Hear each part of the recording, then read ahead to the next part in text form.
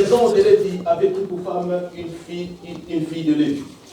Cette femme devait enceinte et enfantant un fils. Elle vit qu'il était beau et elle le cacha pendant 3 mois. Ne pouvant plus le cacher, elle prit une caisse de jonc qu'elle induisit de bitume et de poids. Elle y mit l'enfant et le déposa parmi les roseaux sur les bords du fleuve. La sœur de l'enfant s'étint à quelque distance pour savoir ce qui lui arriverait. La fille de Pharaon descendit au fleuve pour se baigner et ses compagnons se promenaient le long du fleuve. Elle aperçut la caisse au milieu des roseaux et elle envoya sa servante pour la prendre. Elle ouvrit et elle vit l'enfant, c'était un petit garçon qui pleurait. Elle en eut pitié et elle dit, c'est un enfant des Hébreux. Alors la sœur de l'enfant dit à la fille de Pharaon, veux-tu déjà été chercher une nourrice parmi les femmes des Hébreux pour allaiter cet enfant? Va, lui répondit la fille de Pharaon. Et la jeune fille alla chercher la mère de l'enfant. La fille de Pharaon lui dit, un fils. Elle lui donna le nom de Moïse, car dit-elle, je l'ai retiré des eaux. Parole du Seigneur. Amen. Que Dieu bénisse sa parole. Amen. Nous continuons dans notre enseignement sur la fille de Pharaon. Pour ceux qui étaient là avec nous le vendredi, nous avons touché des éléments très importants afin de progresser dans cet enseignement. Qu'on met avec les tableaux.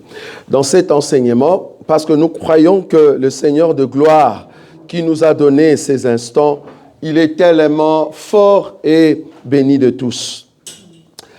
Nous continuons, donc je suis arrivé la fois passée sur le terme, le 3 mois. Comme vous savez, dans notre évangile, nous parlons 4 langages. Nous n'avons pas une langue, mais nous avons 4 langues. Et tout homme de Dieu, tout prédicateur de l'évangile doit présenter, au fait, les 4 langues. Je vous avais dit, permettez ici que je puisse vous parler dans la révélation et la prophétie. Qui dit révélation, c'est-à-dire je vais commencer à révéler Christ dans une écriture que toi tu lis normalement, mais c'est là-bas qui se cache. Comme nous avons lu le vendredi dans Luc chapitre 24, le verset 44, Jésus va dire aux disciples, écoutez, tout ce qui est écrit de moi dans les livres de Moïse, livre de prophètes et le livre de psaumes, ça devait s'accomplir. Donc nous croyons que si Exode fait partie du livre de Moïse, donc Jésus se cache là-bas. Donc du coup, nous avons pris cette écriture pour vous montrer que Jésus s'est caché dans cette écriture de Exode chapitre 2, à partir du 1er verset jusqu'au 10e verset. Maintenant, il te faut les yeux pour bien voir cela. C'est pour cela que nous sommes là et nous allons maintenant marcher pour voir ta vie ici.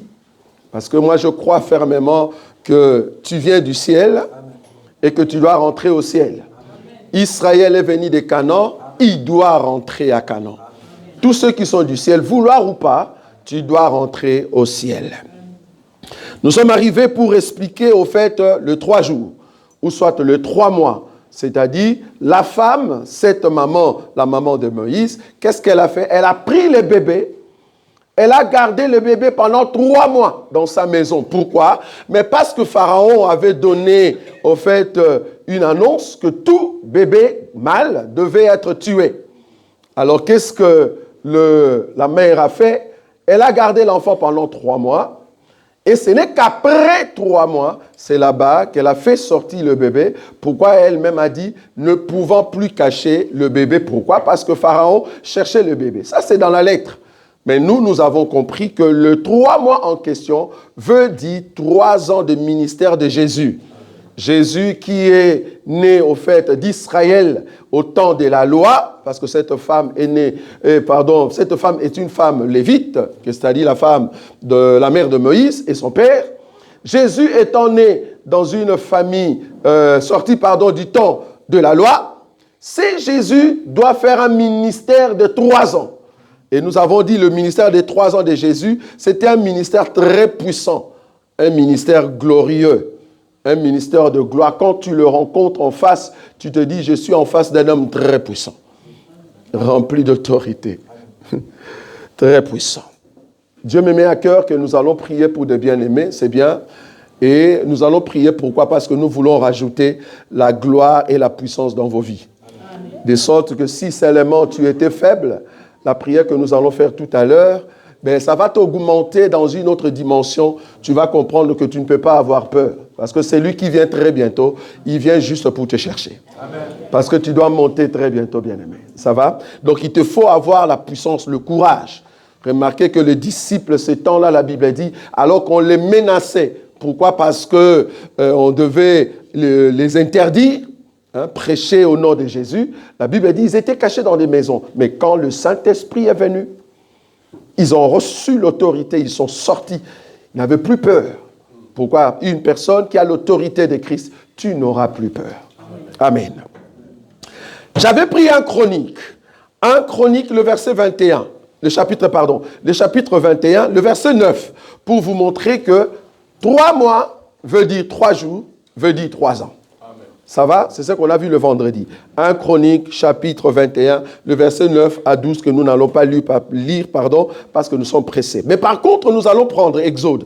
Exode, chapitre 10, le verset 20 à 23. Ça, nous avons lu le vendredi, mais nous voulons qu'on reprenne cela rapidement. Exode 10, 20 à 23. Exode, chapitre 10, 20 à 23, il est écrit ceci. Oui. L'Éternel endurcit le cœur de Pharaon, et Pharaon ne laissa point aller les enfants d'Israël. L'Éternel dit à Moïse, étends ta main vers le ciel, et qu'il y ait des ténèbres sur le pays d'Égypte, et que l'on puisse les toucher. Toucher les ténèbres, c'est ça? Oui. Qu'on puisse toucher les ténèbres. Oui. On est d'accord, on continue. Moïse étendit sa main vers le ciel, et il eut d'épaisses ténèbres dans tout le pays d'Égypte pendant 3 jours. On ne voyait pas les uns les autres. Et personne ne s'éleva de sa place. Pendant 3 jours, mais il y avait de la lumière dans le lieu où habitaient tous les enfants d'Israël. J'aimerais te dire ici, la Bible dit que les ténèbres, on pouvait le toucher en Égypte, mais pendant 3 jours. En même temps, à Goshen, il y avait la lumière pendant 3 jours. Et j'aimerais te rappeler, pour ceux qui aiment la Bible, la plaie. Cette plaie ici qu'on appelle le ténèbre pendant 3 jours. C'est-à-dire, il n'y avait pas la lumière en Égypte pendant 3 jours. C'était les ténèbres. Tu pouvais même toucher ces ténèbres et il y avait la lumière pendant 3 jours. C'est-à-dire, le soleil habitait à Goshen. Et le soleil a donné le dos à l'Égypte. On est d'accord? Cette écriture-là, c'était la 9e plaie. Ça, vous savez, non? C'était la 9e plaie. Maintenant, après les 3 jours, vient maintenant la 10e plaie. C'était quoi la 10e plaie? La mort de premier-né. Donc, après les 3 jours, il faut maintenant permettre que la mort arrive. La mort de qui? De premier-né. Vous voyez ça? La mort de premier-né. Donc, nous comprenons que le mouvement de la mère, quand elle prend le bébé après les 3 mois pour le faire sortir, en d'autres termes, la mère avait tué Moïse. Est-ce que vous voyez ça? En d'autres termes, la mère avait tué Moïse. Donc, elle a fait sortir Moïse dehors. Vous allez comprendre ça. Donc, je ne peux plus garder les bébés pendant 3 mois. C'est au fait Jésus pendant 3 ans de ministère. Après les 3 ans de ministère, le juif Israël, la mère de Moïse, doit faire sortir Jésus. Vous voyez ça? Amen. Doit faire sortir Jésus pour aller où? À la croix. Je vais vous montrer tout ça, n'ayez pas peur. Donc, j'explique encore les 3 jours. Mais ici, nous voyons la même chose. C'est-à-dire, 3 jours de lumière, mais après les 3 jours de lumière, c'est le deuil qui vient. C'est quel deuil? La mort de tout premier-né. Où? En Égypte. Amen. On va lire cette écriture, chapitre 11, bien-aimé. Le verset 1er seulement, et puis tu prends le verset 4 et 7. Le verset 1er seulement, et puis tu prends 4 à 7. Exode 11. Exode, chapitre 11. Juste le premier verset. Le premier verset, il est écrit ceci. Oui. L'Éternel dit à Moïse, je ferai venir encore une plaie sur Pharaon et sur l'Égypte. Après cela, il vous laissera partir d'ici lorsqu'il vous laissera tout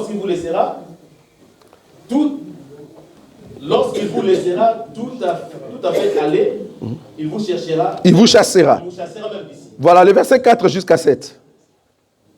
Moïse dit, ainsi par l'Éternel, vers les milieux de la nuit, je passerai au travers de l'Égypte, et tous les premiers-nés mourront dans le pays d'Égypte, Depuis le premier-né de Pharaon assis sur son trône, jusqu'au premier-né de la servante qui est derrière la meule, et jusqu'à tout le premier-né des animaux.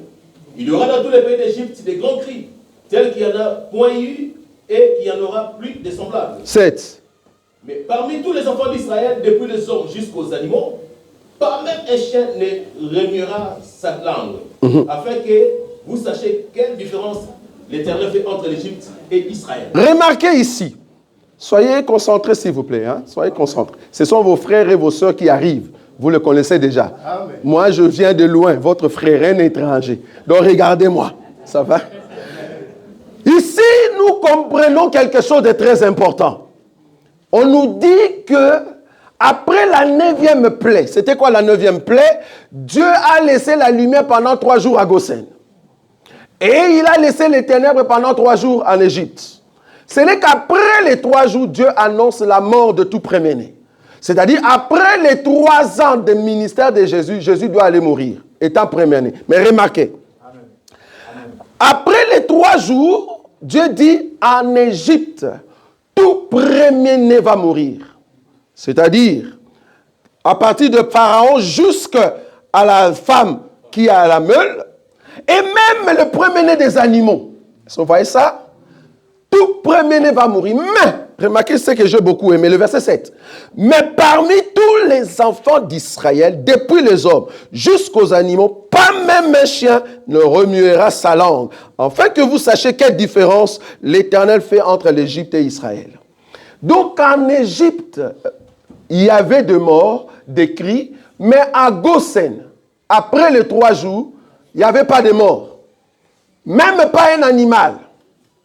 Mais le seul animal qui était tué du camp de Goshen. Parce qu'il faut comprendre qu'en Égypte, toute personne pleurait. Même les animaux et les chiens. Tout le monde pleurait. Quand eux, ils pleuraient, en Israël, ils étaient dans la fête. Mais en Israël, il n'y a personne qui est mort. Aucun animal est mort, sauf la famille de l'agneau. Est-ce que vous voyez ça?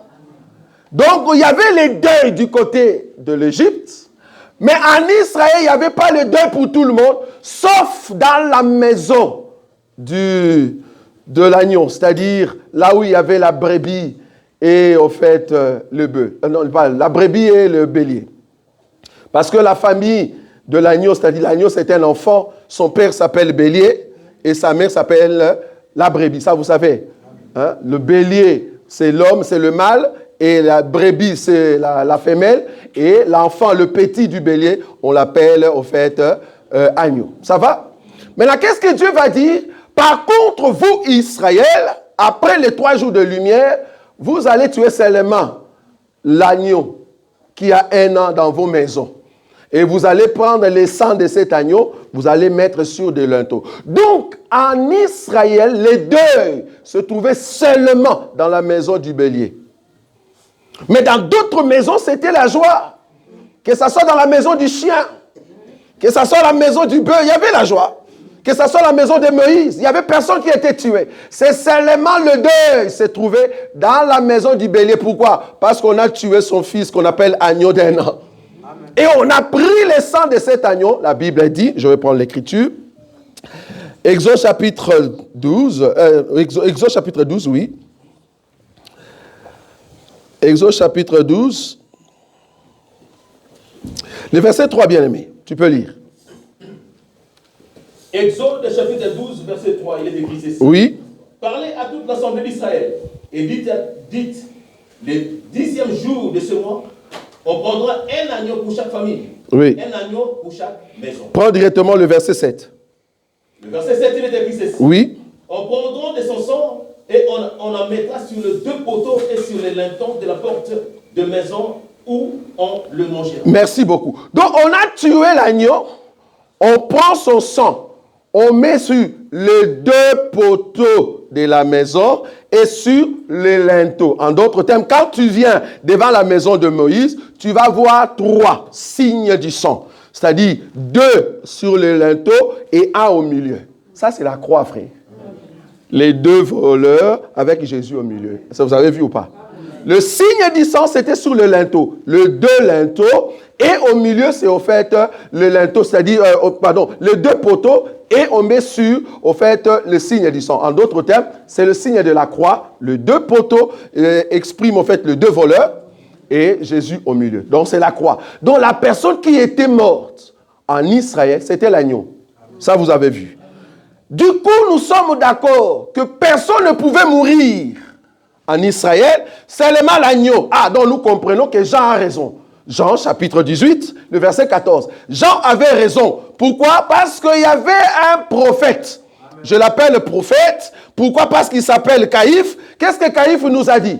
Parce que la mort ne peut pas entrer en Israël. Il faut seulement une personne. Est-ce que vous voyez, j'allais dire, il faut caca. Ah, lingala, une langue bizarre.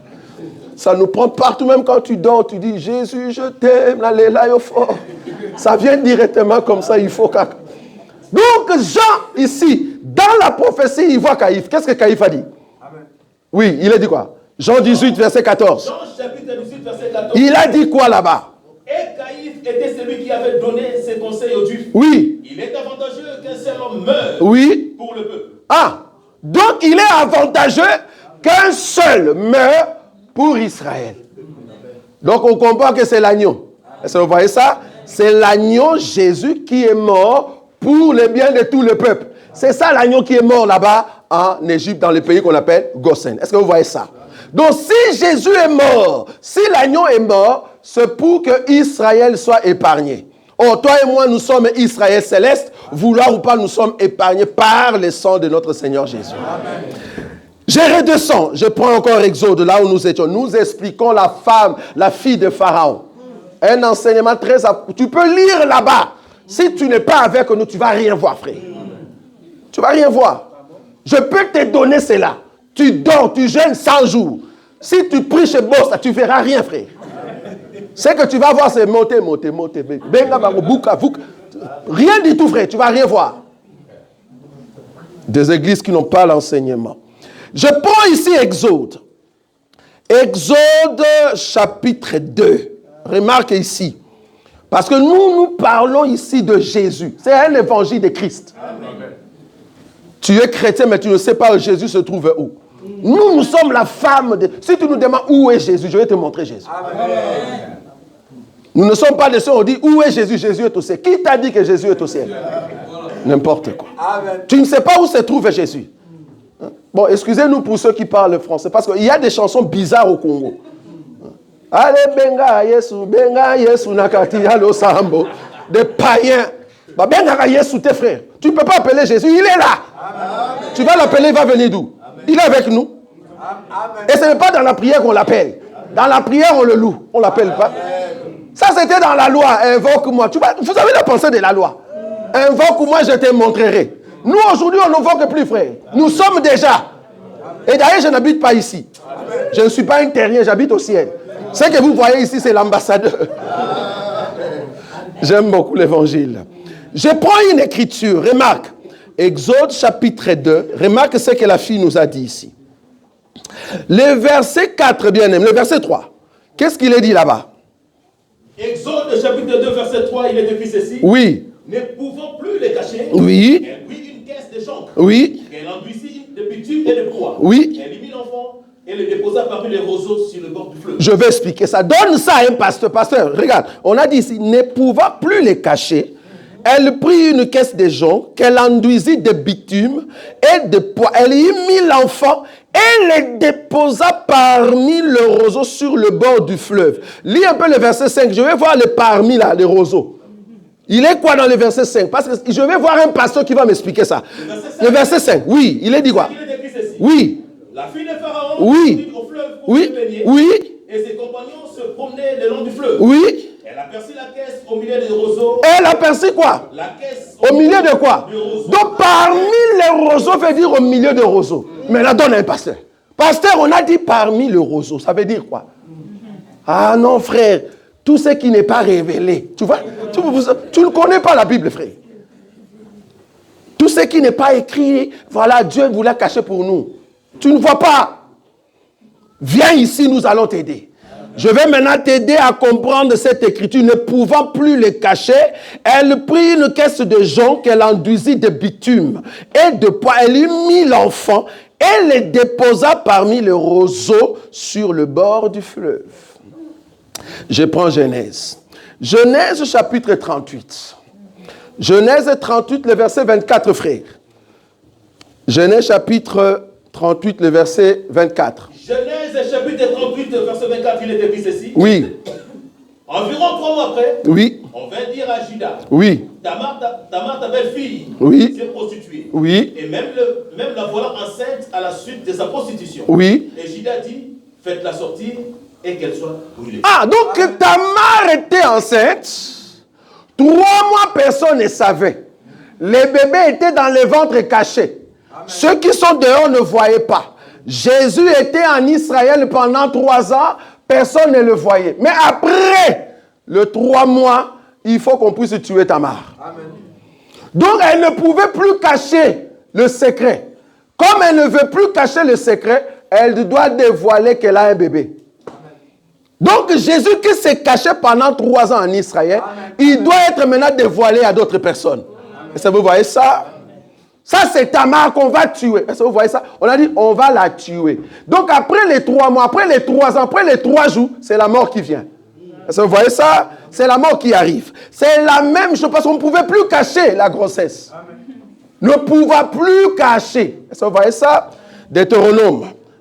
Je viens petit à petit. Nous, on ne saute pas de versets, frère.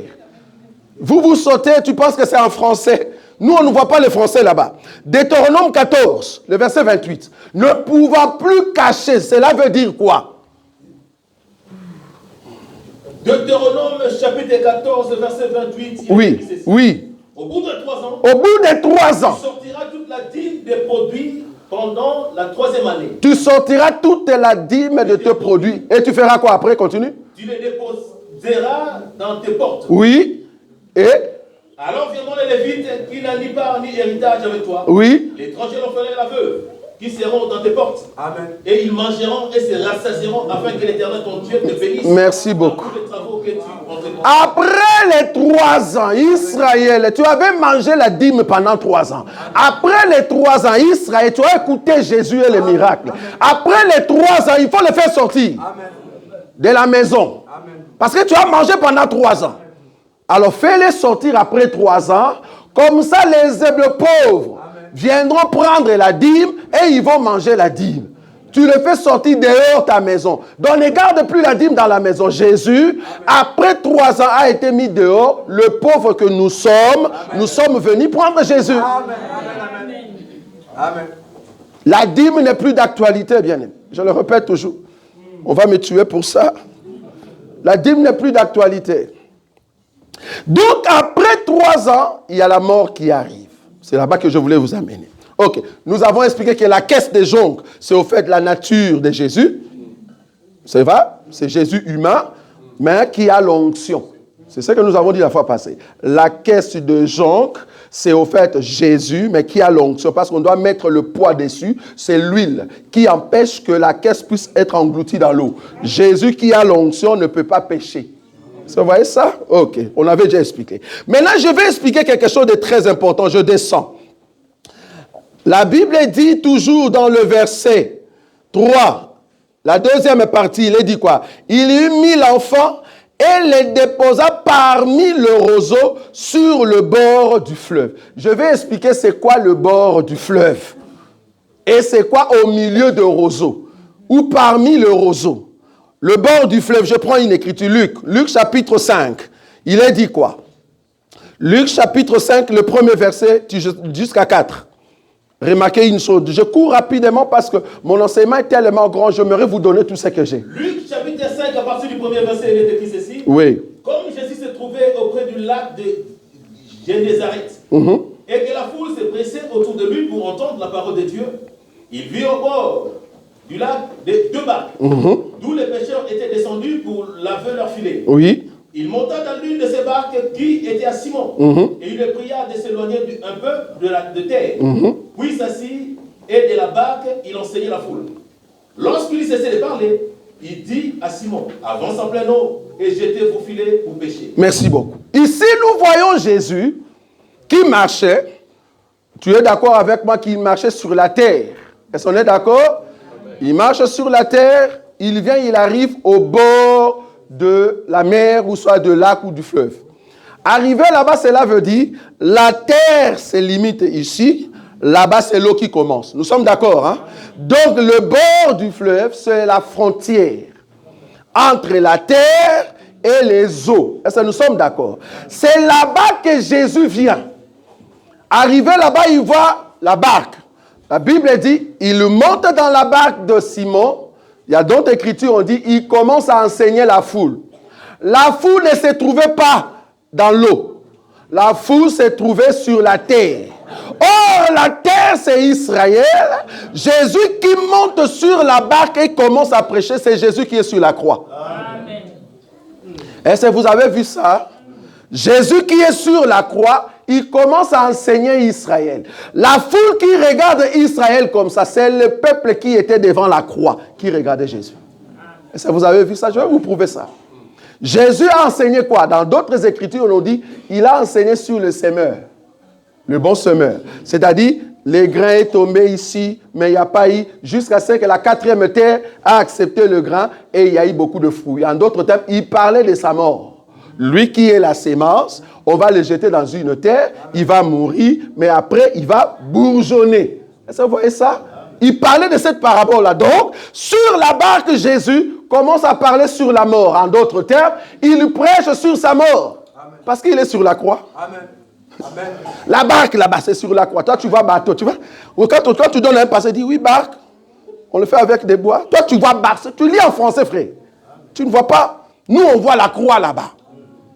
Donc, du coup, ça, c'est la croix. Quand on dit au bord, c'est-à-dire la frontière entre l'eau et la terre. Or, la terre, c'est Israël. Les eaux, c'est les nations. C'est là-bas qu'on vient mettre la croix. Ok. C'est-à-dire, là où on a mis la croix, nous devons voir la rencontre de deux peuples.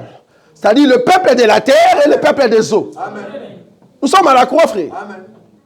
Nous sommes à la frontière. C'est-à-dire, il y a les eaux de l'autre côté, il y a la terre de l'autre côté. C'est là-bas qu'on a mis la croix. C'est là-bas que Jésus prêche. Donc, soit vous, Israël, vous mangez ce que je dis, soit les eaux, venez me prendre. Mais la Bible dit, Jésus a dit à Simon, amen, de faire quoi? Simon, entre dans la profondeur. Amen. Au lieu qu'il descende et marche là-bas, non. Il entre dans les eaux. Amen. Donc, Jésus a fait le voyage de quitter la terre vers les eaux. Est-ce que vous voyez ça? Amen. C'est ça le déplacement de celui qui était lumière de l'autre côté. Il est devenu lumière maintenant pour les eaux. Amen. C'est-à-dire, il a quitté la maison de la mère, de sa mère, c'est-à-dire Moïse, pour devenir le fils de la fille de Pharaon. Vous voyez comment je viens? Je vais prendre encore une écriture. Je suis dans le livre de... Quel livre? Ésaïe. Ésaïe chapitre 36. Ésaïe chapitre 36. Le verset 6, bien aimé. Ésaïe chapitre 36, verset 6, il est écrit ceci. Oui. Voici, tu l'as placé dans l'Égypte. Oui. Tu as pris pour soutien ce roseau cassé. Oui. Qui pénètre et perce la main de quiconque. Qui pénètre et perce la main de quiconque. S'appuie dessus. Ok. Tel est Pharaon, roi d'Égypte, pour tous ceux qui se confient en lui. Je répète ici, on nous donne l'explication dans la révélation du roseau cassé. Le roseau cassé, c'est Pharaon. C'est quoi le roseau cassé? Le roseau cassé, c'est toute personne qui pénètre et qui perce les mains. En d'autres termes, qui vole. Est-ce que vous voyez ça? Qui vole. C'est un brigand. Est-ce que vous voyez ça ou pas? C'est un brigand. Ok? Je prends Ésaïe chapitre 19, le verset 6. Il est dit quoi? Ésaïe chapitre 19, le verset 6. Ésaïe chapitre 19, verset 6. Oui, oui. Les rivières seront infectées. Oui. Les canaux de l'Égypte seront bas et desséchés. Oui. Les joncs et les roseaux se flétriront. Les joncs et le roseau se flétriront. Cette écriture me donne la liaison entre les roseaux et les joncs. Or, je vous ai dit que les joncs n'est rien d'autre que le Seigneur Jésus, la nature du Seigneur Jésus, mais qui est sur l'eau. Au lieu d'être sur l'eau, non, la Bible dit, la femme, la mère de Moïse, qu'est-ce qu'elle a fait? Elle a pris les joncs, elle a mis le bébé à l'intérieur. Elle vient placer par la révélation le bébé au milieu des roseaux. Or, les roseaux veut dire brigand. Amen. Et moniteur. Le roseau, c'est là Esaïe veut dire la main qui pénètre. Non, pardon. C'est lui qui pénètre et qui perce quoi? Le main.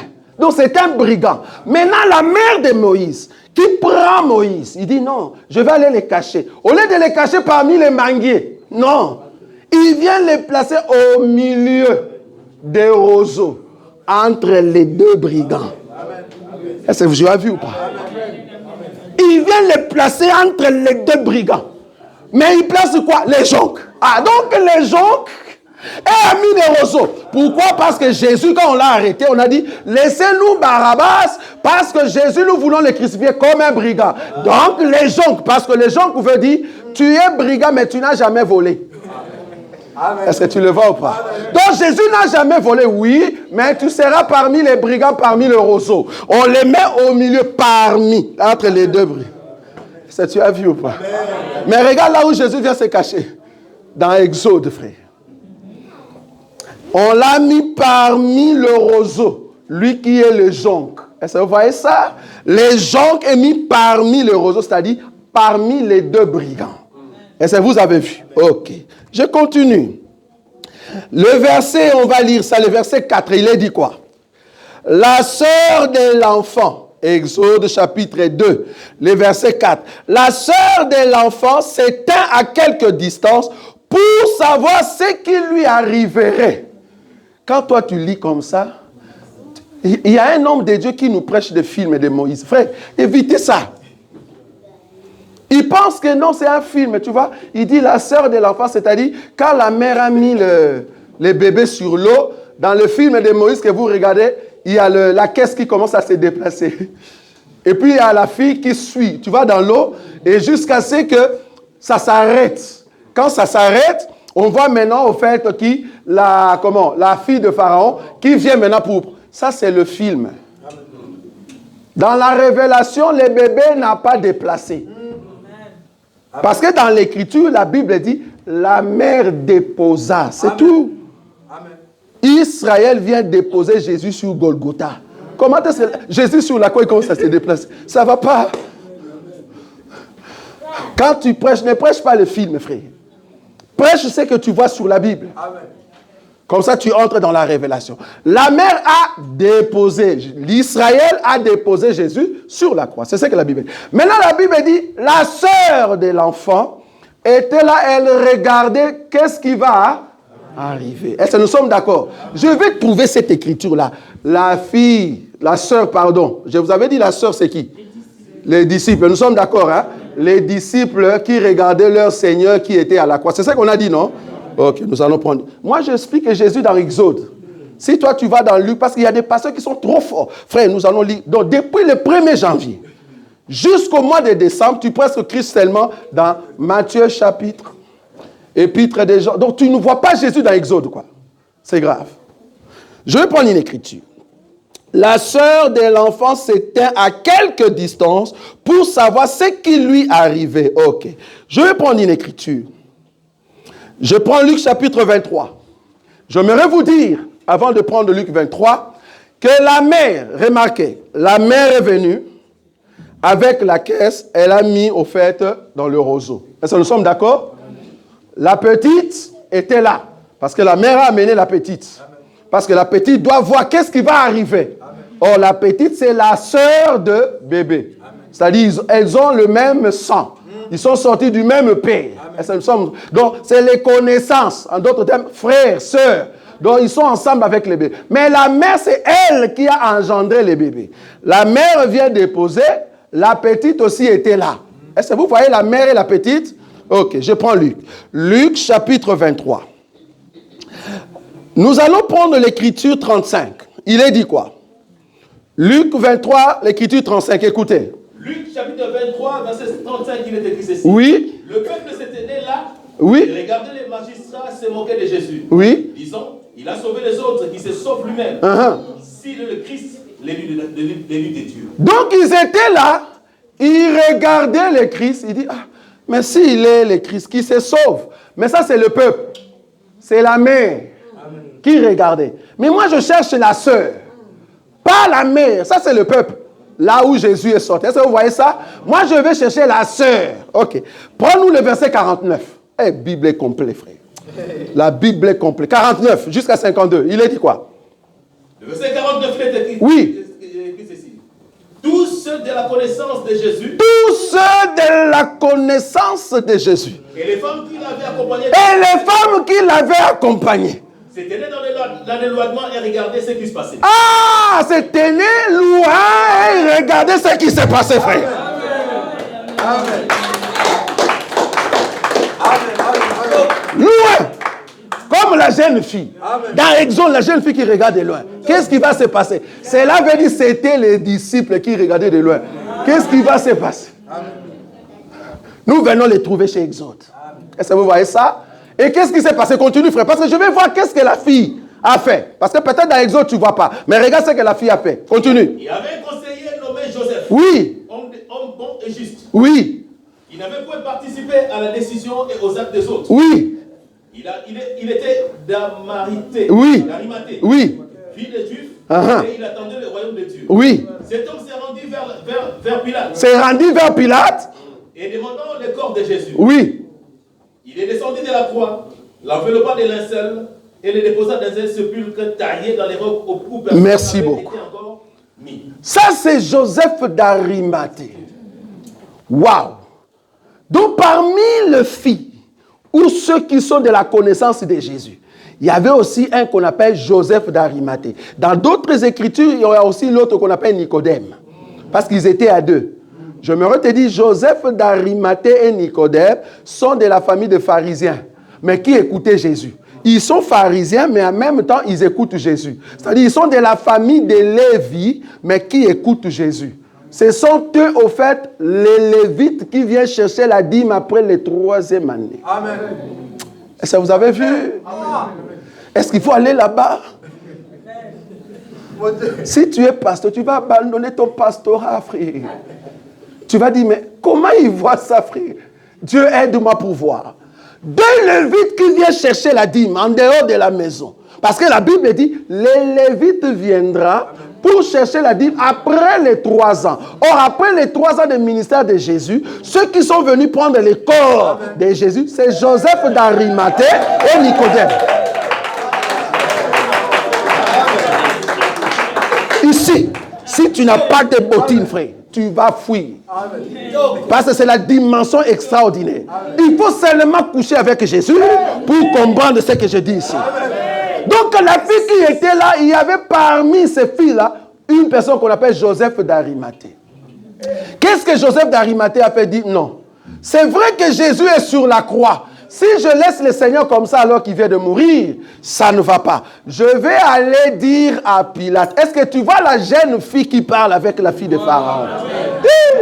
Souka. Souka.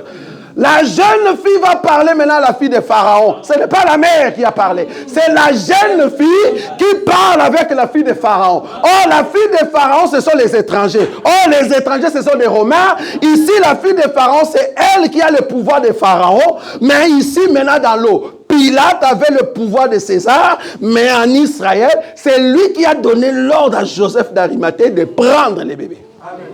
Amen. Amen. Est-ce que vous avez vu ou pas? Je continue. Là, je mange très bien, frère.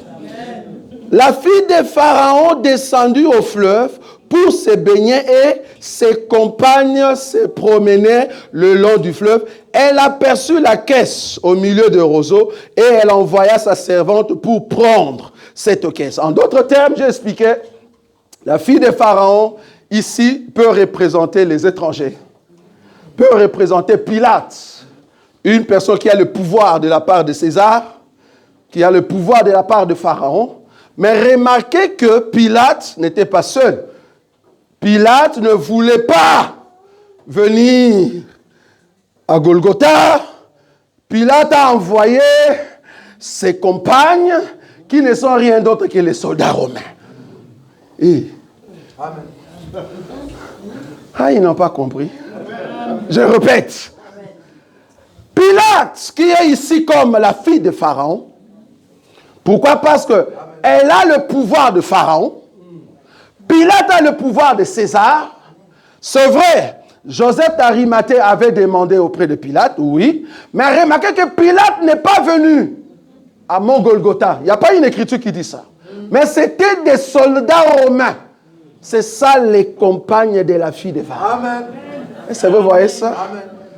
La fille de Pharaon était avec ses compagnes. Amen. Et c'est la compagne, c'est-à-dire une personne qui accompagnait, qui est partie prendre au fait la caisse. Est-ce que vous voyez? Amen. Ce sont les soldats qui avaient amené Jésus au fait jusqu'à la croix. Amen. C'est ça les compagnes. Est-ce que vous voyez ça?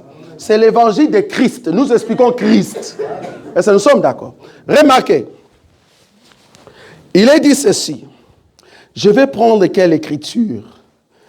1 Jean chapitre 5. 1 Jean chapitre 5. Le verset 6 et 8. C'est là-bas que j'avais besoin quand même de ces tableaux. Il est dit quoi?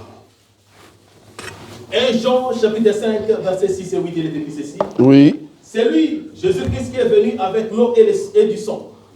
Non avec l'eau seulement, mais avec l'eau et avec le sang. Oui. Et c'est l'Esprit qui rend témoignage parce que l'Esprit est la vérité. Répète encore, bien-aimé. C'est lui, Jésus-Christ, qui est venu avec de l'eau et du sang. Oui. Non avec de l'eau seulement, mais avec l'eau et avec le sang. Oui. Et c'est l'Esprit qui rend témoignage parce que l'Esprit est la vérité. Nous allons prendre Jean, donc nous allons comparer des écritures. Ce que tu as lu avec Jean 19.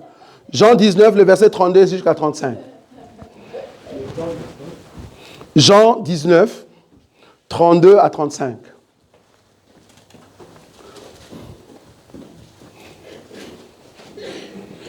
Jean chapitre 19, verset 32 à 35, il est écrit ceci. Oui. Les soldats vinrent donc, et ils rompirent les jambes au premier. Oui. Puis à l'autre qui avait été crucifié avec lui. Oui. S'étant approché de Jésus, et les voyant déjà mort, ils ne lui rompirent pas les jambes. Oui. Mais un des soldats lui perça les côtés. Un des soldats lui perça des côtés, oui. Avec une lance. Avec une lance. Il sortit de l'eau et du sang. Attends. Dans la première écriture de Jean, il est dit comment? Les témoignages. Comment est-ce que tu as présenté les témoignages? Dans 1 Jean, chapitre 5, le verset 6 et 8. Il n'est pas venu avec de l'eau. Non. Il a dit, qu'est-ce qui rend témoignage? Il a commencé. Vous avez encore l'écriture? Il dit quoi? C'était quoi? Esprit. Qu'est-ce qu'on a dit là-bas? Lisez ce qu'il y a écrit. Remarquez, il a dit quoi? Esprit, après l'eau, après sang. Est-ce que nous sommes d'accord? Dans 1 Jean 5, 6 ou 8, il est dit esprit, l'eau et sang. Or, nous savons que dans les tabernacles, là où il y avait l'essence et le parvis, nous sommes d'accord? Là où il y avait l'eau, c'est-à-dire la nourriture, la parole, c'était dans les lieux saints. Et là où il y avait Dieu, l'Esprit, c'était dans les lieux très saints. Donc quand on dit le trois rangs de témoignage, on parle de l'Esprit, l'eau et le sang. Cela veut dire, nous partons du lieu très saint pour aller vers le parvis. Ça s'appelle descente, sortie. Est-ce que vous voyez ça? Dieu qui est esprit, il sort vers le parvis. Est-ce que vous voyez ça?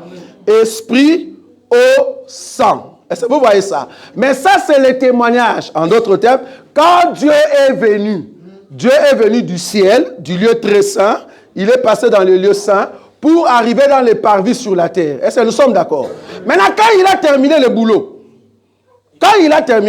il doit rentrer. Est-ce que nous sommes d'accord? Il rentre maintenant selon Jean, chapitre 19. Tu répètes maintenant. Jean, chapitre 19, le verset 32-35. Là, il rentre. Qu'est-ce qu'il est dit là-bas? Qu'est-ce que les soldats ont fait? Remarquez. Jean, chapitre 19, verset 35, il est écrit ceci. Oui. C'est lui qui l'a vu, on a rendu témoignage. Oui. Et son témoignage est vrai. 32, tu vois comme ça, 32? 19, 32. Les soldats vinrent donc. Oui. Et ils rompirent les jambes au premier. Oui. Puis à l'autre qui avait été crucifié avec lui. Oui. S'étant approché de Jésus, et les voyant déjà mort, Oui. il ne lui rompit pas les jambes. Mais un des soldats lui perça les côtés. Oui. Avec une lance et aussitôt il sortit du sang et de l'eau. Il sortit quoi? Du sang et de l'eau. Est-ce que vous voyez ou pas? Amen. Il sortit du sang et de l'eau. Donc il restait quoi? Alors qu'un Jean nous a parlé des témoignages de l'esprit au sang. Mais ici, dans Jean, il nous parle de sang, eau, il restait l'esprit. Donc, ce que les soldats font ici, c'est le retour du Seigneur. C'est-à-dire le Seigneur qui rentre au ciel. C'est-à-dire, Jésus qui était venu dans les parvis pour donner son sang, il est venu pour rencontrer les soldats. Est-ce que vous voyez ça? Les soldats romains. Et quand les soldats romains maintenant percent au fait le Seigneur, on commence par les sangs. Tu dois avoir les sangs. Après, tu auras l'eau. Et le jour de la Pentecôte, tu as l'esprit. Est-ce que tu as vu ça? Donc, les soldats qui vont percer ici, c'est ici. Je prends l'écriture. Exode. Les soldats romains, c'est l'étranger. C'est toujours les compagnons de filles de Pharaon. Ça va? Remarquez. Je vais prendre une écriture. Exode chapitre 2. Le verset 6, il est dit quoi? Exode chapitre 2, verset 6, il est écrit. Oui. Elle ouvrit et vit l'enfant. Elle ouvrit quoi? Elle ouvrit la caisse. Est-ce que vous voyez ça? Amen. Elle ouvrit la caisse, veut dire les soldats a pris la pince ou la lance, elle a mis dans le corps et le corps s'est ouvert. Est-ce que vous voyez ça? Ouvrir la caisse veut dire ouvrir le corps de Jésus. Quand le corps s'est ouvert, vouloir ou pas, c'est qu'on va, le sang qui sort, l'eau, vouloir ou pas, il nous faut l'esprit. Amen. Donc, le fait que la fille de Pharaon a ouvert la caisse, cela veut dire les soldats ont ouvert le corps de Jésus. Ça vous avez vu maintenant. Maintenant, comme le corps est ouvert, nous voulons prendre le bébé qui est à l'intérieur. N'est rien d'autre que l'esprit. Est-ce que vous avez vu ça? Donc, la fille de Pharaon qui ouvre la caisse, cela veut dire le soldat a mis la pince dans le corps de Jésus, le sang et l'eau est sorti. Alors la fille a pris le bébé qui n'est rien d'autre que l'esprit. Un dernier élément pour aujourd'hui, parce que je cours rapidement, il me reste 15 minutes. Que Dieu m'aide. Jean chapitre 19, le verset 23 jusqu'à 24. Jean 19, et c'est là-bas que je vais fermer ma Bible. Jean chapitre 19, verset 23 à 24, il est écrit ceci. Oui. Les soldats, après avoir crucifié Jésus, oui. prirent ses vêtements. Oui. Ils en firent 4 parts. Une part pour chaque soldat. Ils prirent aussi sa tunique, qui était sans couture. Oui, qu'est-ce qu'ils ont dit? De cette tissu depuis haut jusqu'en bas. Oui. Ils tirent entre eux. Oui. Ne la déchirons pas. Oui. Mais tirons au sort à qui elle sera. Cela arriva afin que s'accomplisse cette parole de l'Écriture. Ils se sont partagés les vêtements et ils ont tiré au sort ma tunique. Merci beaucoup. Voilà ce que firent les soldats. Les soldats, après avoir crucifié Jésus, ils ont dit, ben écoute, le Seigneur est sur la croix, nous allons prendre ses vêtements. Nous allons déchirer ces vêtements en 4 morceaux. Ils ont coupé en 4 morceaux. Toi, viens, on donne. Deuxième, prends. Troisième, prends. Quatrième, prends. Je ne sais pas, tu vois la personne qui distribue là. Il s'appelle les semeurs. Il sème dans la première terre. Il sème dans la deuxième terre. Il sème dans la troisième terre. Il sème dans la 4e terre. C'est les 4 morceaux de vêtements de Jésus répandus dans les 4 terres que le semeur a jeté la sémence. Et ça, vous avez vu ça. Mais parmi les 4, mais arrivé à la tunique, ils ont dit non, ça on ne déchire pas. Il faut qu'on choisisse entre nous 4 qui est la bonne terre. Amen. Nous allons tirer au sort. Si le sort tombe sur une personne, c'est cette personne qui va posséder la tunique. Donc la personne qui a pris la tunique, c'était la bonne terre. Amen. Est-ce que vous avez vu ça? Donc la bonne terre, le bon soldat a pris et le vêtement, morceau de vêtement, plus la tunique complète. Ça c'est la bonne terre. Est-ce que vous avez vu ou pas? Donc les 4 morceaux d'habits, c'est la sémence, c'est Jésus qui se répand sur 4 terres. Mais cependant, c'est la bonne terre qui a seulement reçu la tunique. Oh, ces soldats-là, c'est les soldats que j'explique ici. C'est ça la fille de Pharaon, qui est restée avec la tunique et les vêtements. Ce n'est pas tous les soldats, c'est seulement un soldat. Ces soldats ici, c'est Juge. Le soldat ici que vous voyez, c'est Juge chapitre 16, le verset 19. Dans notre évangile, tu vas te fatiguer d'écrire les versets. Parce que nous mettons la corrélation des Écritures pour comprendre le Christ. Amen. Juge chapitre 16, le verset 19. Et là, je termine. Il est dit quoi? Juge chapitre 16, verset 19, il est écrit ceci. Oui. Elle endormit sur ses genoux. Oui. Et ayant appelé un homme. Oui. Elle rasa les 7 tresses de la tête de Samson. Oui. Et commença ainsi à les dompter. Il perdit sa force. Continue. Elle dit alors, les Philistins sont sur toi, Samson.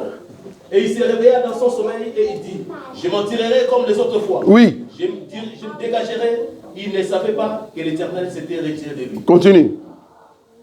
Les Philistins les saisirent et lui crevèrent les yeux. Il les fit descendre à Gaza. Il les lièrent avec des chaînes d'airain. Il tournait la meule dans la prison. Parole du Seigneur.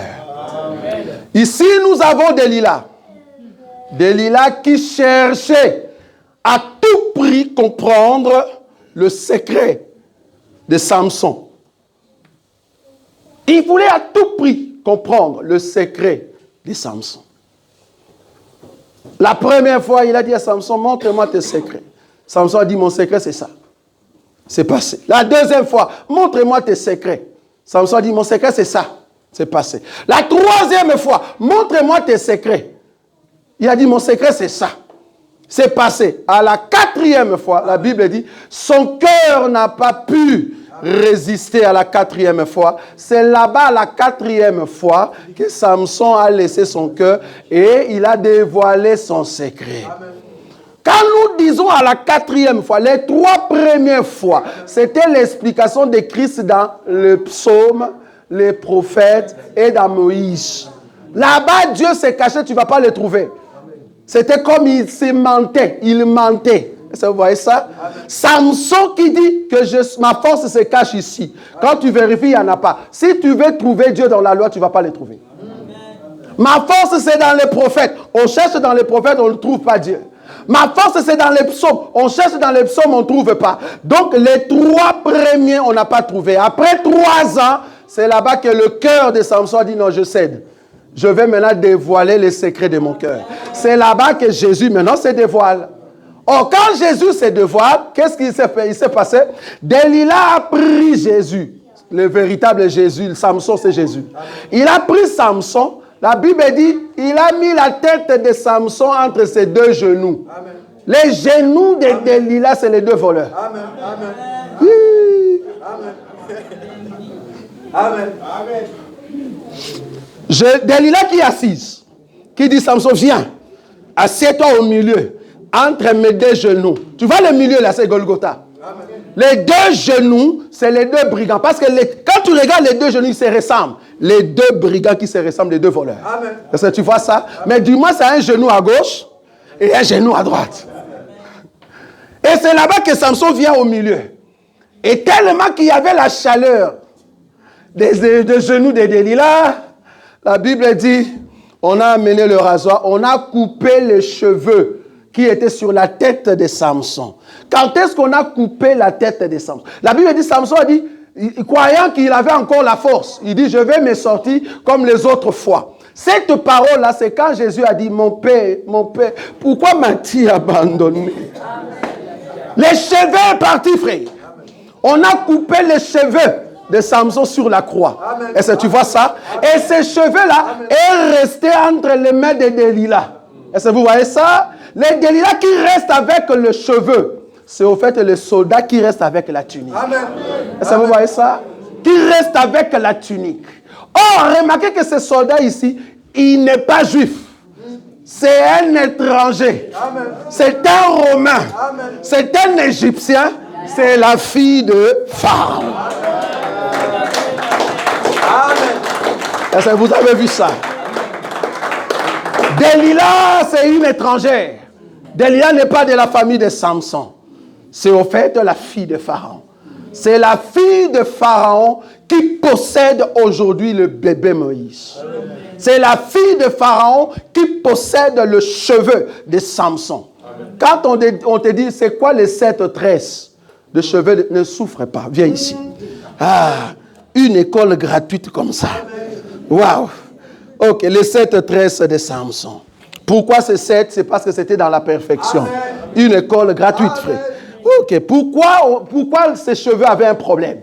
C'est parce que le cheveu dans notre évangile, c'est 1 Corinthiens, chapitre 11.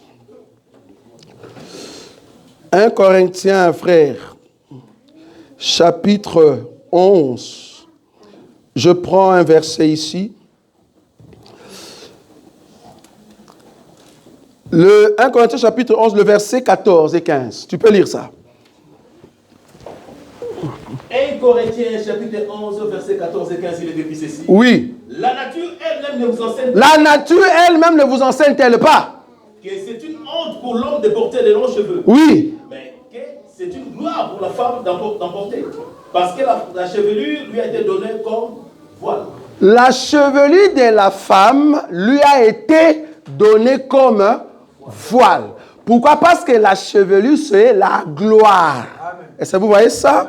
Donc Samson qui marchait sur la terre, marchait sur la terre comme ça avec de longs cheveux, c'était Jésus pendant 3 ans qui avait tout le pouvoir, tout le pouvoir et toute autorité. Pendant 3 ans, c'est lui qui garde les cheveux. Il n'y a personne qui a le pouvoir. Tout Philistin qui vient le rencontrer, vouloir ou pas, il va te mettre KO. C'est ça le cheveu qui est sur la tête. Samson avait 7 tresses. Samson qui marche comme ça avec de longs cheveux, c'est la gloire qui était sur Jésus pendant 3 ans. Amen. Mais arrivé à la fin de 3 ans, on l'a amené à la croix pour être rasé. Est-ce que tu vois ça? Arrivé à la croix, Jésus a rasé sa tête. Samson, on l'a rasé pour que les cheveux soient donnés à la femme comme voile. Amen. Tu vois ça? Quand Delilah a reçu le cheveu, c'est là-bas que c'est Delilah maintenant qui a la gloire. C'est pour cela Jésus, à la croix, il a ôté les 7 tresses de Samson. Il est mort, mais lors de la Pentecôte, il a dit, Delilah, voilà tes cheveux. Prends lors de la Pentecôte le Saint-Esprit pour que tu sois puissant partout où tu passes. Est-ce que tu vois ça? Là, c'est la gloire, les 7 tresses de Samson qui est sur toi. Selon Éphésiens chapitre 1er. La gloire que nous avons ici, c'est le 7 tresses de Samson. Si tu as le 7 tresses de Samson sur toi, tu es une femme de Jésus. Parce qu'aujourd'hui, Jésus n'a pas de cheveux. Amen. Amen. Jésus, ses cheveux vont pousser tout à l'heure. Amen. Parce que... Ah, évangile. Bon, est-ce qu'il faut dire ça? Jésus, pour le moment, il n'a pas de cheveux. Amen. Pourquoi? Parce que ses cheveux se trouvent à l'église. Amen. Maintenant, là où il est, la Bible dit dans le Juge que là où se trouvait Samson, alors les cheveux commençaient à pousser. Quand les cheveux poussent, c'est pour aller tuer. Est-ce que tu vois? C'est pour aller tuer un grand peuple qui était dans le festin croyant que c'était la fête. Ce que Jésus va faire là-bas, c'est pendant le temps de la colère de Dieu. Quand Jésus viendra pour tuer le monde, mais toi et moi, nous ne serons pas là. Delilah ne va pas mourir là-bas. Nous serons au ciel, mais le Seigneur va tuer le monde pendant sa colère. C'est là-bas les cheveux qui poussent. Est-ce que tu vois ça? Bon, ce n'est pas notre enseignement. Qu'est-ce que je veux dire ici? Waouh! Merci beaucoup, frère. Tu as dit waouh! Ah, l'évangile. Qu'est-ce que je veux dire ici? Si tu n'as pas les cheveux de Samson, vouloir ou pas, les Philistins vont se jouer de toi. La fille de Pharaon aujourd'hui a la tunique. La fille de Pharaon, tu as le bébé. Ce qui reste, c'est juste appeler la nourrice pour que la nourrice donne quoi? Le lait. Amen. Est-ce que vous voyez ça? Amen. Donc, tu as les bébés, oui, c'est bien. Amen. Mais c'est un bébé. Amen. Pour que les bébés grandissent, Amen. il te faut la nourrice. Amen. Et quand la nourrice va venir, la première des choses que tu dois vérifier chez la nourrice, excusez-nous les petits, il faut que la nourrice ait des mamelles gonflées. Pourquoi? Parce qu'il y a de lait à l'intérieur. Si tu vois une nourrice qui vient avec des mamelles tombées, comprenez que cette femme n'a pas du lait. Ça veut dire quoi? À la loi et au témoignage. Si tu n'as pas ça, si tu n'as pas les deux seins, parce que la Bible dit dans Cantique des Cantiques, nous avons une petite soeur qui n'a pas encore de mamelles. Alors quand on va demander, mais est-ce que nous pouvons l'épouser? Comment nous allons faire? Un ministre qui n'a pas les deux mamelles, tu ne peux pas prêcher, frère. Ici, tu dois avoir des mamelles gonflées pour donner du lait. Hey! Il faut avoir des mamelles gonflées. Tu as du lait.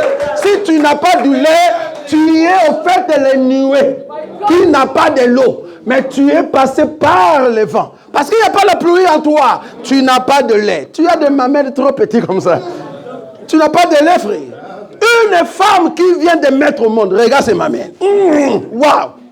Là-bas, on comprend que c'est un ministre rempli de l'Esprit de Dieu. Parce qu'il y a les laits, il y a même les laits qui commencent à sauter. Pouf! Ça saute parce qu'il y en a beaucoup, frère. Nous avons les laits dans nos mamelles. Nous sommes la nourrice, comme Paul l'a dit. C'est ce que nous allons prêcher prochainement. Ah non! Frère, je suis apôtre, je suis pasteur. Tu lui demandes, explique-nous Apocalypse, chapitre 8, le premier verset. Non, ce qui est caché, c'est pour Dieu. Ça, c'est l'évangile. Nous avons besoin de cheveux de Samson. Nous sommes debout. Nous sommes debout.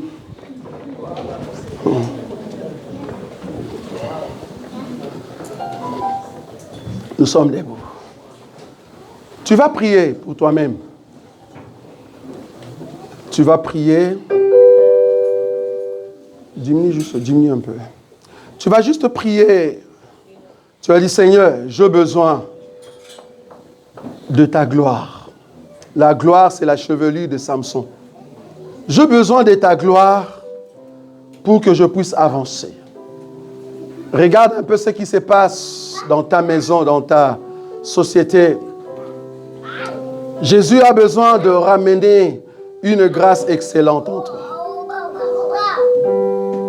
Là où tu es, commence à prier. Dis, Seigneur, rajoute-moi la force. Je sais que je suis fatigué. Il y a des circonstances qui me surpassent. Mais c'est toi qui es ma force. Commence à prier, bien-aimé. Commence à prier.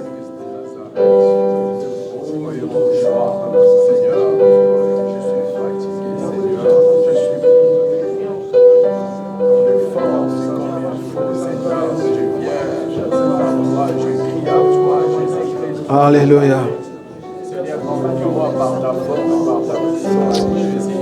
Seigneur, qui nous fait encore ta force, ta puissance dans ma vie, au nom de Jésus.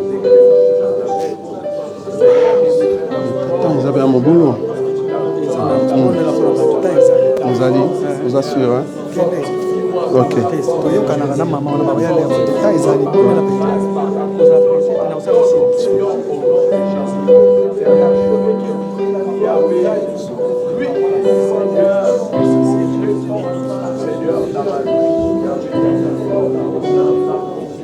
Oh, oh, oh, je crie à toi. Seigneur, je demande que ta force, ta puissance, Yahweh. Seigneur, je demande, Yahweh, ta portion puissante, Yahweh, dans ma vie. Sans rythme, sans rythme, sans rythme. Oh, tu es Dieu. Je sais que Dieu a préparé une grâce pour toi. Cette grâce est que tu puisses être très fort. Fort spirituellement. Dans tes songes. Même quand tu dors. Pourquoi seulement toi ces derniers temps? Qu'est-ce que Dieu veut te dire réellement? Qu'est-ce qui se passe réellement dans ta vie? Tu as besoin de cheveux.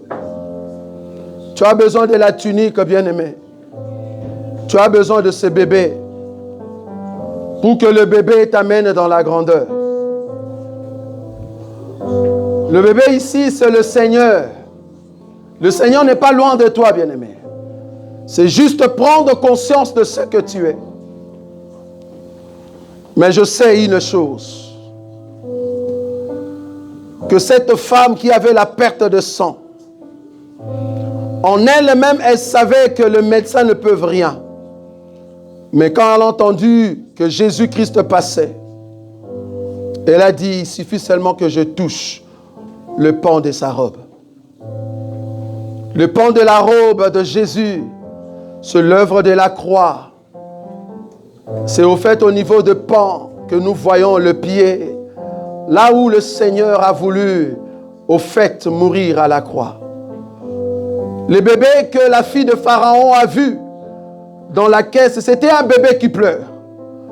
Cela veut dire que le bébé a besoin de prendre tes pleurs. Tu ne peux plus pleurer parce que c'est Moïse, le véritable Moïse, qui pleure à ta place. Il est monté à la croix pour libérer ta vie, bien-aimée. Il est monté à la croix pour te donner la joie. Il est monté à la croix pour confirmer que tu as un don de Dieu. Si tu sens que tu as besoin de la main de Dieu, tu as besoin que le Seigneur puisse t'assister, que quelque chose se passe dans ta vie, qu'une grâce excellente passe maintenant dans ton foyer, passe maintenant dans ta maison, passe maintenant dans ton boulot, dans tout ce que tu fais. Le Seigneur a besoin de te rencontrer maintenant. Tu ne peux pas continuer dans cette situation. Qu'est-ce qui prouve que tu es réellement un enfant de Dieu? Tu dois crier à un moment, où est ce Jésus? Les bébés qui pleurent. J'ai besoin de ces bébés. Tu as besoin de déchirer le corps de Jésus afin que le sang et l'eau sortent. Nous voulons voir le sang et l'eau maintenant. Parce que le bébé et l'esprit qui est en nous donne la force. Là où tu es, tu passes devant. Le Seigneur va te visiter maintenant. Il y a une grâce excellente. Et sur toi, il y a le sang de Dieu. Il y a l'eau de Dieu. Il y a l'esprit de Dieu qui doit couler sur toi afin de ramener les choses à sa place. Le Seigneur a besoin de ramener une joie. Je sais que ça ne va pas. Je sais qu'il y a des choses qui t'empêchent d'avancer. Je sais qu'il y a des choses qui empêchent que la gloire de Dieu soit vue. Mais j'aimerais te rassurer. Le sang, l'eau et l'esprit doivent témoigner dans ta vie que tu es un enfant de Dieu. Le Seigneur a besoin de faire passer un vent nouveau. Un vent nouveau sur toi, bien-aimé. Un vent nouveau. La femme a créé la caisse avec le bois de jonc.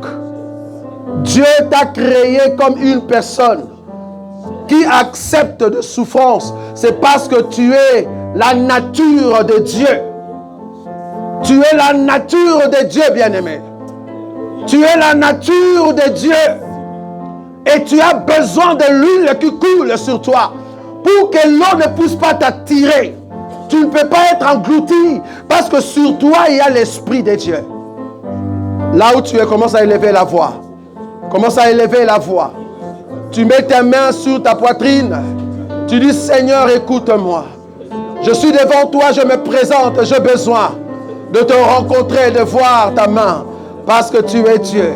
Oh Seigneur, vois ma situation. Vois ma situation. Regarde combien de fois je pleurais, Seigneur. J'ai pleuré alors qu'à la croix tu as pleuré pour que moi je puisse rire. J'ai besoin de sourire, Seigneur. Ça a pris beaucoup de temps. Je ne peux pas continuer à pleurer. Je ne peux pas continuer dans cette situation. Je suis devenu un sujet d'humiliation. Je suis devenu un sujet d'insulte. Tu es mort à la croix pour me donner une place de joie. Regarde ma souffrance. Regarde mon cœur. Regarde mon âme qui saigne. Prends ma souffrance, Jésus. Élève la voix, bien-aimé. Élève la voix. Élève la voix. Alléluia.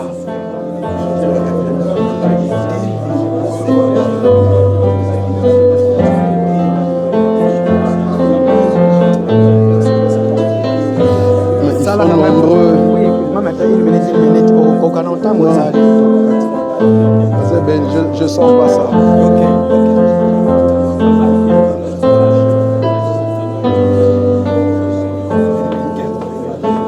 Oui, là où vous êtes. Vous allez vous tenir. Tenez-vous. Tenez la personne qui est à droite et à gauche. Waouh. Il y a des dons terribles au milieu de nous. Je vois des dons terribles. Je vois des dons terribles. Il y a des dons, je vois des dons de grâce terribles. Il y a des yeux qui s'ouvrent là. Je vois des yeux qui s'ouvrent. Le Seigneur qui vient amener de grandes choses dans vos vies. Waouh, waouh, waouh. Je vois la main du Seigneur commencer à réparer ceux qui ont eu de problèmes dans leur mariage, ceux qui ont eu de problèmes dans leur société. Je vois le Seigneur réparer de situations des enfants. Je vois le Seigneur qui vient ramener la situation dans son état initial parce qu'il est le Dieu. Nous avons le bébé qui pleure au milieu de nous. Il a préféré de pleurer à ta place. Tu ne peux pas continuer à pleurer.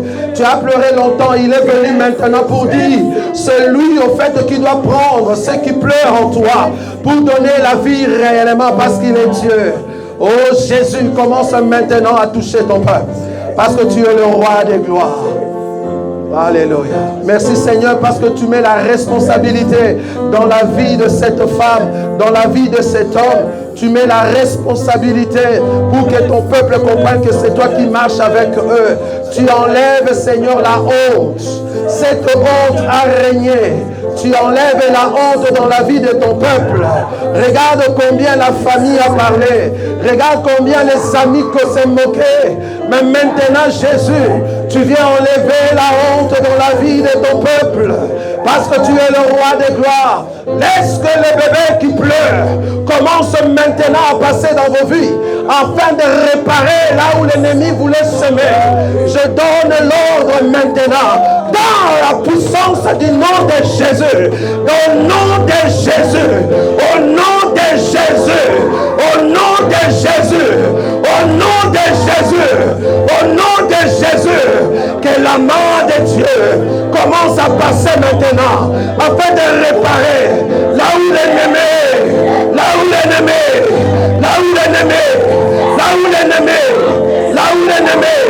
Là où l'ennemi voulait empêcher que vous puissiez voir la gloire de Dieu. Que Dieu, le roi des gloires, les bébés qui pleurent, commencent à passer maintenant. Les bébés qui pleurent, commencent à passer maintenant. Une gloire excellente. Au nom de Jésus. Au nom de Jésus. Alléluia.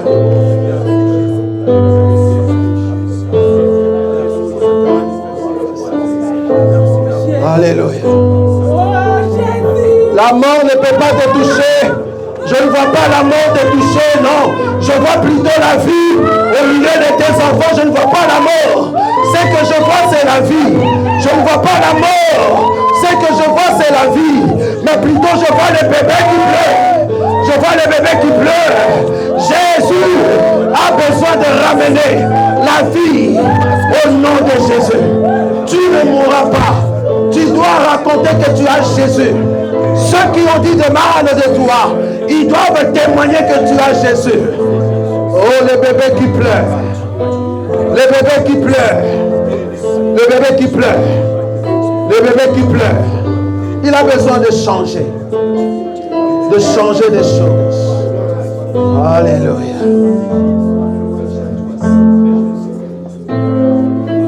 Tu ne pleureras plus. Alors que je te touche, il y a une grâce sur toi, ma soeur. Il y a les dieux de gloire, le Seigneur Tout-Puissant qui t'aime. Tu es une personne qui a besoin de la grâce de Dieu. Tu es une personne qui doit voir la main de Dieu. La main de Dieu est sur toi parce que le Seigneur a besoin de ramener ce que les hommes disaient. Mais maintenant, là, le Seigneur change. Redonne, Seigneur, la grâce de la réalisation. Que Dieu réalise ce qu'il t'avait dit. Si tu te demandais quand est-ce que le Seigneur tu vas agir, Maintenant, le Seigneur vient confirmer qu'il voulait t'amener ici pour te briser. Il voulait te montrer qu'il t'aime. Il a besoin de te ramener dans la grandeur. Il a besoin de te toucher. Alors que j'impose ma main sur toi, il y a une grâce qui descend maintenant sur toi. Je vois un feu venir du ciel maintenant, en train de souffler sur toi au nom de Jésus. Au nom de Jésus. Au nom de Jésus. Au nom de Jésus. Seigneur, je bénis ton Saint-Nom pour mon bien-aimé, pour ce que tu fais. Rétablis-le, Seigneur. Tu sais combien tu l'avais assisté et tu sais ce que tu as dit dans sa vie. Réalise cette grâce dans sa vie maintenant. Que la grâce de Dieu puisse le combler afin qu'il rentre dans la dimension que tu l'avais connue. Ramène-le dans son état initial au nom de Jésus. Alléluia. Père, une grâce excellente sur ma soeur et que sa vie puisse changer de choses au nom de Jésus. Gloire à toi. Seigneur, rétablis ma soeur Bobette. Tu la connais, tu sais combien elle a fait de grandes choses pour ton œuvre. Rien que pour ça, Seigneur. Rien que pour ça. Ramène, Seigneur, une grâce excellente dans sa vie. Que les témoignages de nouveau montent dans son cœur. Au nom de Jésus-Christ. Au nom de Jésus. Seigneur, je remets ma soeur Fabiola entre tes mains. Ramène-la dans la grandeur. Seigneur, celui qui a visité Anne, viens visiter ta servante, Seigneur. Visite, Seigneur, ta servante pour la seule gloire. Parce que tu es Dieu. Que cette prière soit scellée au nom de Jésus.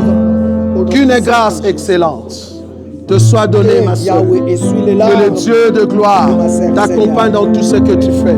Va de l'avant avec la joie qui est dans ton cœur. Que le Seigneur t'assiste au nom de Jésus. Accompagne tous les jours de sa vie dans les noms puissants. Tendre Père, ma soeur entre tes mains. Tu la connais et tu sais combien son cœur est grand. Tu l'as amené ici parce que tu veux le briser. Ramène-la dans la grandeur. Ramène-la dans la grandeur, Seigneur. Fais-la entrer, Seigneur, dans une autre dimension. Que le bébé commence à crier dans sa vie. Au nom de Jésus. Au nom de Jésus.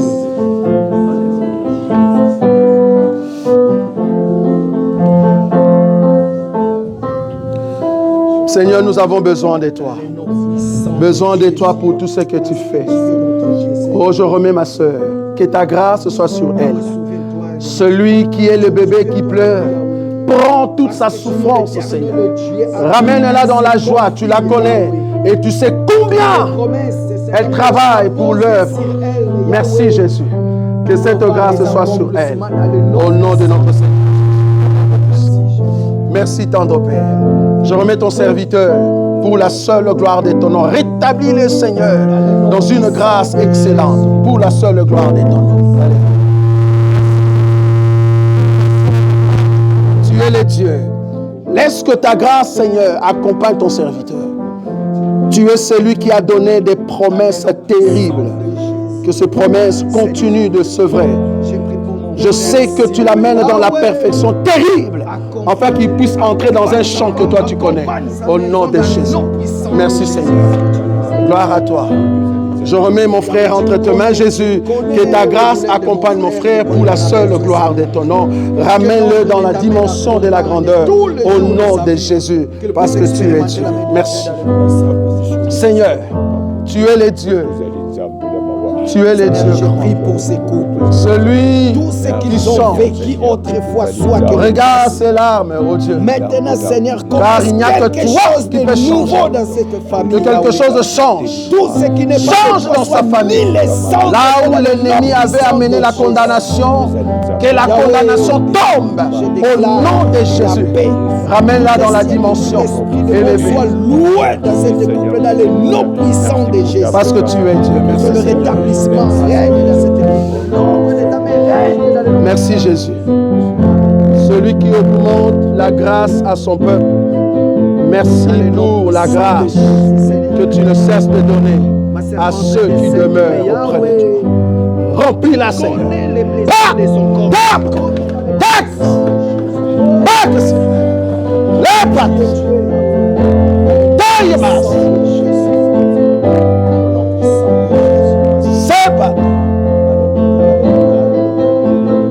Une grâce puissante de gloire, une dimension terrible sur toi. Que tes ennemis s'éloignent, que rien ne puisse t'empêcher d'exceller au nom de Jésus. Alléluia. Tendre Père, entre tes mains, je recommande mes frères. Bénis-les, Seigneur. Ramène-les dans l'état de la création, parce que tu l'aimes et je le sais. Pour la seule gloire. Merci Jésus pour ce que tu vas mettre en lui, pour tout ce qui va bourgeonner dans son cœur, pour la seule gloire de ton nom. Que la grâce de Dieu soit sur toi, au nom de Jésus.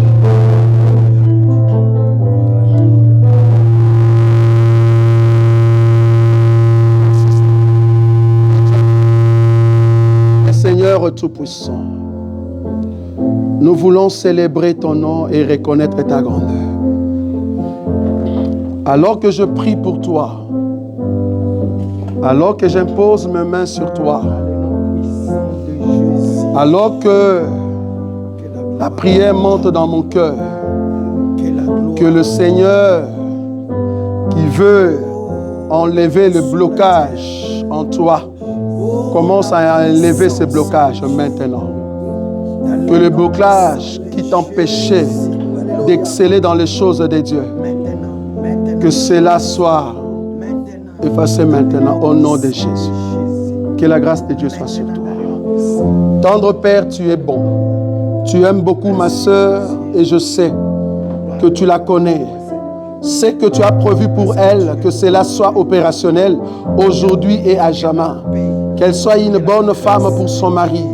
Que tout ce que tu as mis, Seigneur, comme générosité dans son cœur, que tout ce que tu as mis comme ministère, Seigneur, de la protection de son mari, de la protection de sa personne et de ses enfants, pour la seule gloire de ton nom, qu'elle soit une femme qui œuvre, Seigneur, pour l'avancement de la gloire que tu as mis dans la vie de son mari.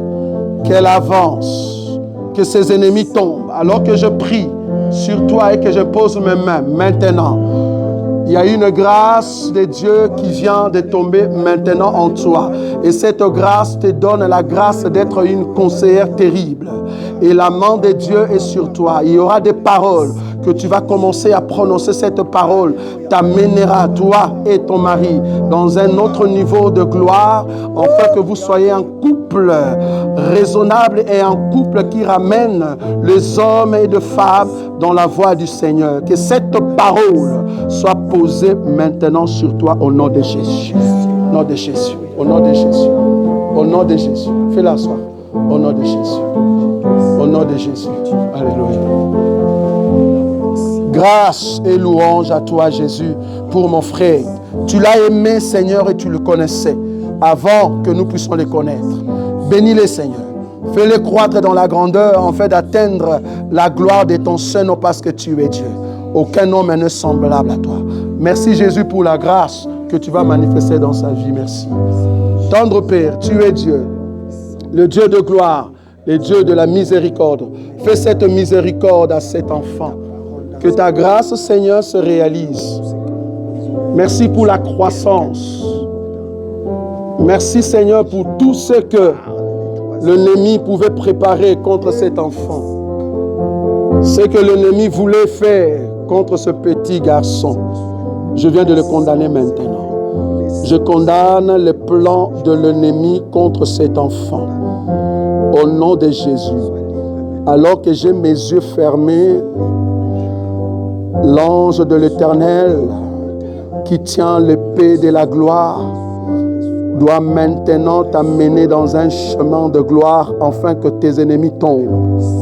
Et toi-même, tu seras un sujet de gloire un sujet où le Seigneur Tout-Puissant va témoigner par toi que tu es une personne que Jésus aime. Que la gloire de Dieu soit sur toi maintenant, au nom de Jésus. Tendre Père, tu es Dieu. Je remets ma sœur pour la seule gloire de ton nom. Bénis-la, ramène-la dans la grandeur. Le bébé qui pleure. Tu as enlevé le pleur, Seigneur, dans sa vie. Tu as porté ses pleurs parce que tu voulais l'amener trop loin. Laisse que l'œuvre que tu as mis dans son cœur puisse aller de l'avant, qu'elle puisse grandir dans la foi et de se préparer pour te rencontrer parce que tu es Dieu. Tu connais son cœur et nous savons qui elle est auprès de toi parce que tu es Dieu. Garde-la au nom de Jésus. Qu'une grâce excellente accompagne mon frère. Qu'une grâce excellente accompagne cet homme pour la seule gloire de ton nom, Jésus. Tu es celui qui nous fait entrer dans la grandeur, dans la connaissance pour aimer ta parole. Laisse que son cœur soit un dépôt de la connaissance, un dépôt de la gloire, un dépôt de l'amour, afin que son cœur soit rempli de la parole de Dieu, pour qu'il soit un homme un jour, afin d'annoncer que tu es Dieu, annoncer que c'est toi qui as la parole, le verdict, la parole de la proclamation. Ramène-la dans la précision de ta parole, afin qu'il puisse proclamer que tu es Dieu, au nom de Jésus. Merci Seigneur. Merci pour ta grâce pour ma sœur. Laisse que ta grâce accompagne ma sœur, parce que tu es Dieu. Aucun homme ne peut faire ce que tu as fait dans sa vie. Dans sa vie, Seigneur, elle a rencontré beaucoup de choses. Mais la seule personne qui a ramené les choses sur la voie de l'éternité, sur la voie de la grandeur, c'est toi. Accompagne-la pour la seule gloire de ton nom, au nom de Jésus. Merci Jésus, Roi des gloires. Le Seigneur Tout-Puissant, les dieux de gloire, parce que tu es le Dieu. Merci. Merci pour ma sœur. Merci pour sa présence et ce que tu fais dans sa vie. Nous voulons reconnaître ta grandeur, Yeshua. Yeshua. Alors que j'impose mes mains sur toi, j'entends autorité. Autorité. Autorité. Autorité, autorité, cette autorité vient sur toi maintenant. Cette autorité doit te remplir. Afin que tu sois une personne que rien de l'ennemi ne peut te toucher. Que rien de l'ennemi puisse te toucher. J'impose l'autorité de notre Seigneur sur toi maintenant. Maintenant. Une autorité terrible. Et cette autorité va te ramener dans des paroles de précision, de paroles de connaissance, de paroles de prophétie. Et à chaque fois que tu vas commencer à parler, tu vas commencer à avoir des visions terribles, ma soeur.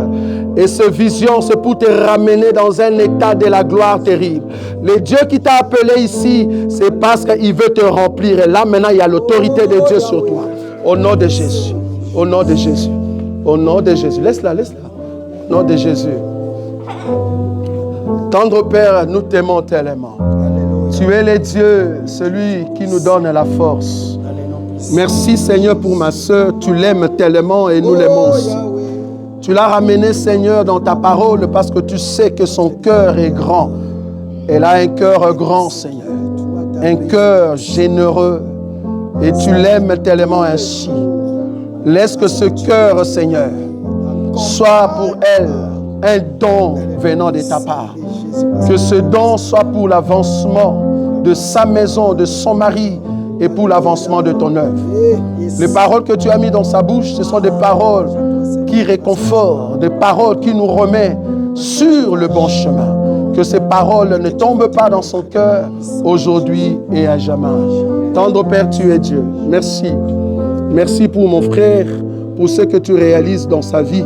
Là où tu l'amènes, Seigneur, aucun homme ne peut le faire. C'est toi qui connais toutes choses. Nous sommes confiants en toi et tout ce que tu réalises, c'est pour nous donner la force.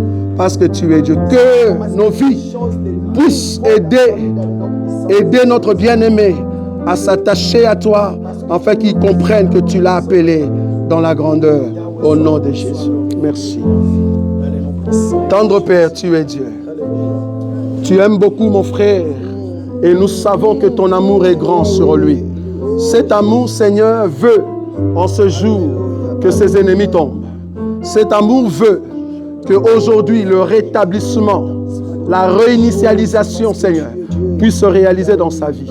S'il s'est approché pour te rencontrer, toi, le bébé qui pleure, c'est parce qu'il veut que tout ce qui dérange sa vie aujourd'hui, que ce soit sa famille, que ce soit au niveau, Seigneur, de son entourage, il a besoin de retrouver cette réponse positive auprès de toi. Tu l'as ramené, Seigneur, parce que son cœur, qui voulait à tout prix te rencontrer, il a besoin de te voir face à face. Rencontre le Seigneur dans ces nuits, quand il va dormir, quand il va passer, que de paroles de connaissance, que de paroles de gloire commencent à monter dans son cœur, afin qu'il puisse te rencontrer personnellement. Même si les disciples sur le chemin d'Emmaüs n'ont pas compris qui tu étais, mais du moins par le geste, Seigneur, ils ont compris que c'était toi. Jusqu'à quand, Seigneur, tu vas manifester ta grandeur pour que mon frère comprenne que c'est toi qui l'amène sur la voie de la grandeur. Laisse que cette parole soit aujourd'hui scellée et certaine. Tu vas le rencontrer afin de le ramener dans la grandeur au nom de Jésus. Merci, Seigneur, pour la seule gloire de ton nom. Tu es le Dieu puissant. Tu es le roi des gloires. Alors que nous imposons nos mains sur notre sœur, celui qui rétablit toutes choses, nous avons besoin de toi. Tu connais son cœur. Tu as besoin que quelque chose change. Tu sais combien elle pleure. Tu sais combien elle a besoin de toi. Laisse que ta main, Seigneur, change. Change. Change, Seigneur Jésus. Le cœur que tu lui as donné, c'est pour atteindre une dimension que toi tu as préparée dans l'éternité. Que l'esprit de l'éternité commence maintenant et à jamais pour la seule gloire de ton nom. Au nom de Jésus. Merci Seigneur. Pour la gloire de ton Saint-Nom pour ma soeur. Parce que tu es Dieu. Laisse que ta gloire soit sur elle maintenant. Parce que tu es le Dieu. Parce que tu es le roi des gloires. Change Seigneur de circonstances tout autour d'elle pour la seule gloire de ton nom. Parce que tu es Dieu. Merci Jésus. Pour ma soeur parce que tu es Dieu. Accompagne-la Seigneur dans sa vie. Fais-la entrer dans la prédestination de ce que tu as prévu pour elle. Au nom de Jésus. Merci Jésus pour ta grâce dans la vie de ma soeur. Merci pour tout ce que tu réalises, afin que seul ton nom se réalise, Seigneur. Tu sais, quand ma soeur pleure, combien elle a besoin que tu puisses agir. Agis dans sa vie, Seigneur Jésus, le bébé qui pleure, qui amène nos souffrances afin de nous donner la liberté dans le cœur. Ramène cette liberté au nom de Jésus. Merci. Tendre Père, nous élevons la voix devant toi. Ô Dieu grand, c'est lui qui change de gène dans la vie de l'homme. Celui qui remplace et qui enlève la maladie dans le corps des hommes. Celui qui enlève ce que l'ennemi pouvait semer. Père, que cette prière ramène la réinitialisation dans la vie de cet enfant, dans la vie de ce frère, dans la vie, Seigneur, de sa maison. Tout ce que l'ennemi voulait réaliser dans leur vie, que ce soit nul et sans effet. Nous avons besoin de toi. Au nom de Jésus. Alléluia. À la fin, tu me vois. Oui, à la fin, tu me vois. Tendre Père, je lève ma voix devant toi. Je lève ma voix devant toi. Pour la seule gloire de ton nom. Je lève ma voix parce que tu es le Dieu qui voit le cœur. Celui qui connaît le cœur des hommes plus que nous-mêmes. Tu connais cet homme plus que moi. Quand tu l'avais connu, Seigneur, nous ne savions pas que nous pouvions le voir ici. Mais maintenant que tu l'as amené, Seigneur, réalise ce que tu lui avais dit. Réalise ce que les hommes de Dieu ont proclamé dans sa vie. Réalise ce qu'il voit dans ses songes. Ce qui doit être réellement. Laisse que cette grâce lui soit communiquée maintenant. Au nom de Jésus. Avance avec la force que tu as. L'ange a rencontré Gédéon. Gédéon ne savait pas qu'il était un vaillant héros. Le jour que l'ange a rencontré Gédéon, il a dit à Gédéon, Gédéon, vaillant héros, je t'appelle aujourd'hui. vaillant héros. Va avec la force que tu as au nom de Jésus. Père, merci. Merci pour mon frère Rufin. Que ta grâce soit sur lui. Celui qui nous rétablit à chaque instant. Ramène ton serviteur dans la grandeur parce que tu es Dieu. Merci Seigneur.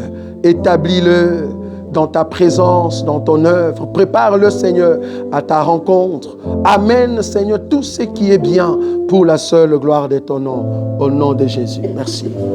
Tendre Père, je t'aime. Nous t'aimons tellement. Le Seigneur de gloire, celui qui voit là où les hommes ne voient pas. Celui qui entre là où les hommes ne peuvent pas entrer. Celui qui moissonne là où les hommes ne peuvent pas moissonner. Cet homme t'aime tellement, Seigneur. Et tu as besoin de moissonner dans sa vie. Tu as besoin de mettre la sémence, Seigneur. Tu as besoin de ramener son cœur dans la joie de ta parole, dans la joie de ta connaissance. Que cette prière soit scellée, afin qu'il avance dans la grandeur de ton Saint-Nom, aujourd'hui et à jamais. Parce que tu es Dieu. Alléluia. Merci. Voilà, nous sommes tous debout, s'il vous plaît. Nous allons nous lever. Nous sommes tous debout. Nous allons dire merci à notre Dieu de nous avoir accompagnés ce moment. Prions le Seigneur. Tendre Père, nous te disons merci pour ce moment parce que tu es notre Dieu. C'est toi qui nous as parlé. C'est toi qui as fait les grandes choses dans le nom puissant de Jésus. Amen. Voilà, nous allons